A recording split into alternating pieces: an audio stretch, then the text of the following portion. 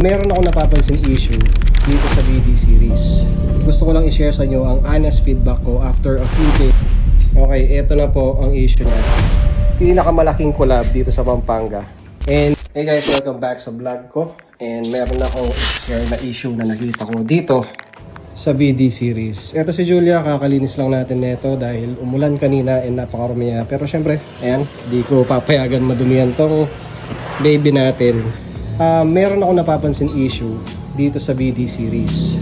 Okay, so ito po ang BD series na Silver Edition. Ayan, kita nyo naman.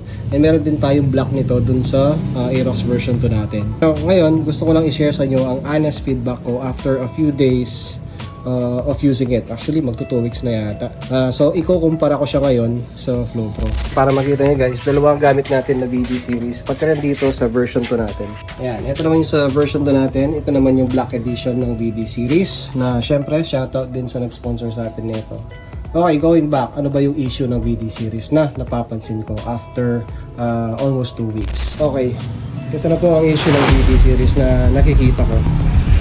Ayan, papakita ko ulit. Ayan siya.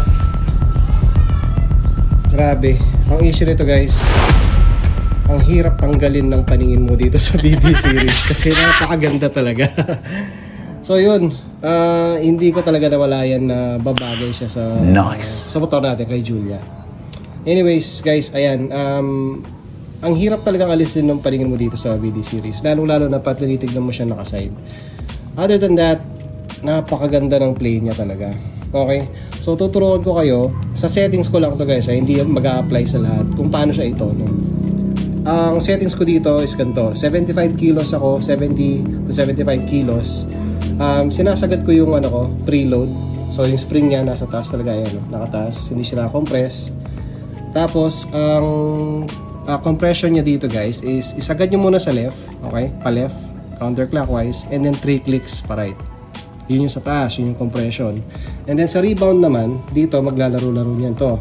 Sa rebound is, iano nyo muna ng clockwise. Clockwise naman to, okay? Pag ganon. So, iikot nyo pag ganito, sagad. And then 3 to 5 clicks pa right naman.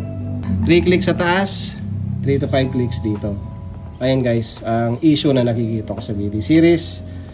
Kung ako sa inyo, habang maraming stock nito, huwag nyo nang palampasin yung pagkakataon na kumuha kayo. Okay? So, kung kukumpara ko siya sa Flow Pro naman, mas maganda ng siguro 20 to 30% ang play ng BD series kumpara sa Flow Pro. Yan po ang honest opinion ko. Dahil nakagamit na ako ng Flow Pro and matagal na rin sa akin yun. Pero, again, hindi ibig sabihin na hindi mo kayang pantayan yung play ng BD series kung naka-Flow Pro kayo. So, sa tamang tono lang, kayang-kaya yan guys. Pero, yun nga, mas malambot lang ng konti ito.